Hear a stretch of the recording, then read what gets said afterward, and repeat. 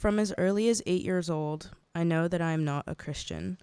But as my grandmother's child, I know that I have to go wherever she takes me. The dresses I wear to church never seem to fit quite right.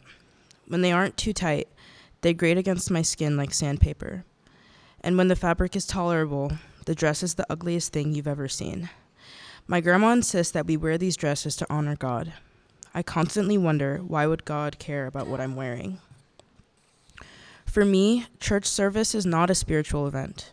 It feels like an experimental play with unconvincing actors. I watch as men, women, and children throw themselves on the ground, drenched in sweat, screaming in tongues, dying and then coming back to life all in under a minute. I feel relief as they go through their death and rebirth, because that means that the service is about to end. Every Sunday we wake up, eat breakfast, and then drive over to Harvest Fire Worship Center for the 10 a.m. service.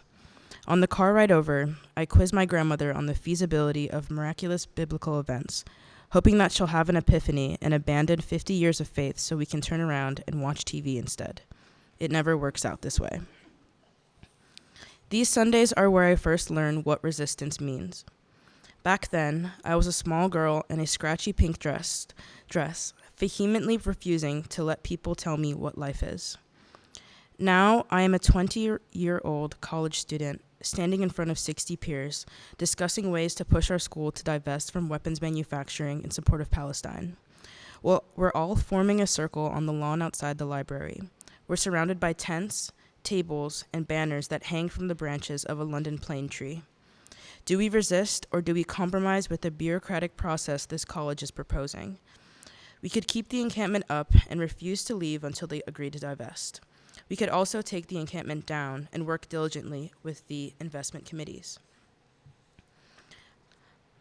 I always notice how the sun shines through my favorite banner, painted by a cherished friend, illuminating the words, "This tree grows with Gaza," in English and Arabic. I love how the light touches me gently as it passes through the cloth. I stand behind two of my friends who are representing us during negotiations with our college administration. We discuss strategy for tomorrow, the steadily approaching deadline that the college president has given us to end our encampment. Or maybe we're talking about internal structure and how inefficient ours is. This is a conversation we have at least twice a day. Our group conversations are starting to blend into one long, radical, unorganized drone. We run in circles, chasing the tail of the last person to speak. Some people insist on resisting, but they disregard the loss that others have at risk. Some people think that we should take the deal, foolishly hoping that the administration will continue to listen to our voice. We don't understand each other, and we don't trust each other. The only thing uniting us is the grass beneath our feet and the banner hanging from the tree. Time is different here. Hours feel like minutes, and days feel like weeks. We say the same things over and over, and the only resolution we reach is that we must rehash this again soon. The people with the loudest voices are heard most often by society, white, rich college students who aren't risking their financial aid agreements or anything for that matter. I always agree to help, even though I'm constantly being pulled in so many different directions. On the first night I joined the encampment, someone's tent has a hole in the roof, letting cold rain in. They don't know who to ask, and so they ask me.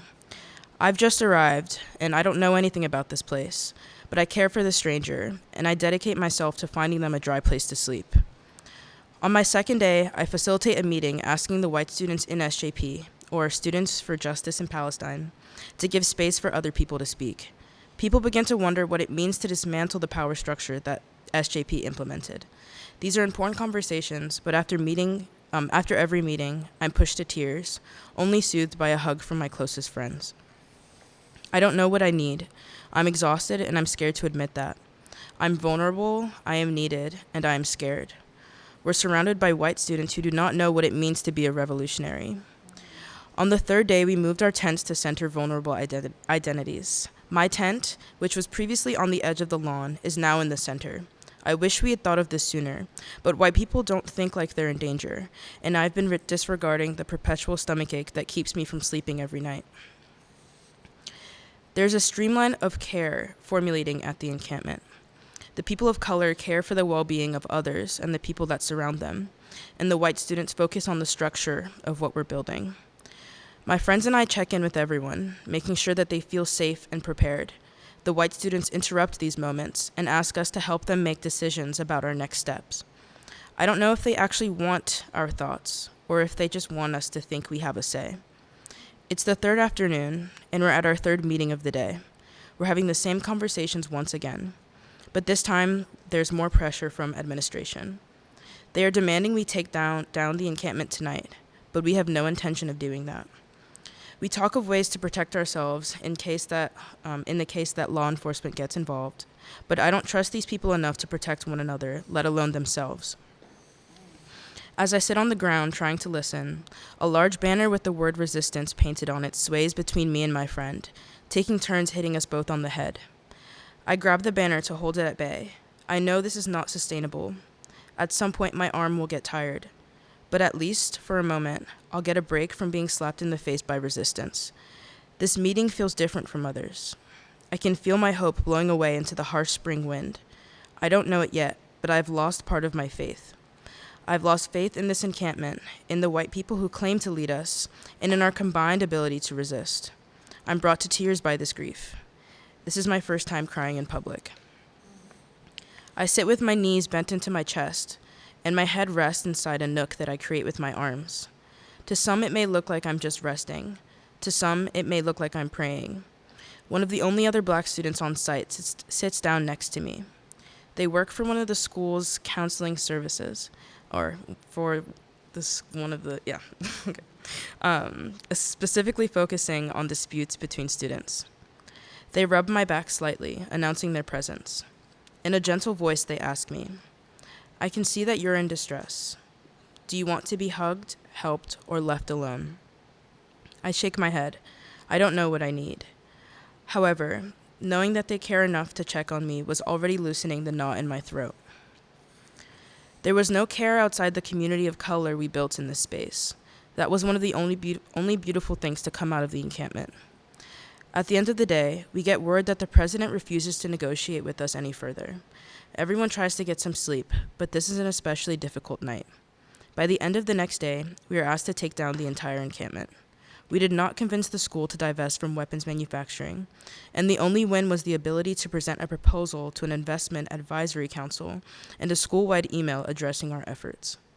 I was not ready to join this encampment, and I was not ready for how much it would change the way I see the community at my school. I am disappointed by the majority white membership, their lack of understanding of care, and a constant pull to self-righteousness. I continue to work with SJP today because the fight for a free Palestine will always come first. Black feminist leftists like Claudia Jones, Bell Hooks, and Angela Davis have written about this dynamic for decades. And navigating this space is an ongoing challenge, but I will not give up. I am still the little girl that went to church every Sunday, refusing to believe that this is the way that life has to be.